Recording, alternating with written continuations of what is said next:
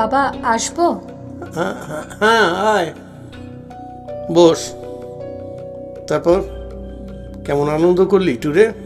খুব ভালো বাবা। রিনি, দেখ মা, আমি সোজা কথা সোজাভাবে বলতেই পছন্দ করি, তুই জানিস।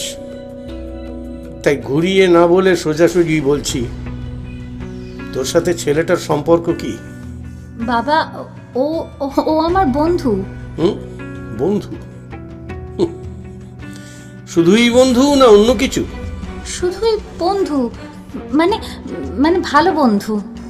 কিন্তু আমি যদি বলি তুই মিথ্যে বলছিস, তুই দার্জিলিং গিয়ে কি কি করেছিস সব কিন্তু আমি জানি। যাই হোক, বন্ধু হলে ঠিক আছে, কিন্তু তার বেশি কিছু হলে সেটা আর না এগোনোই ভালো, তোর জন্য এবং ছেলেটির জন্য।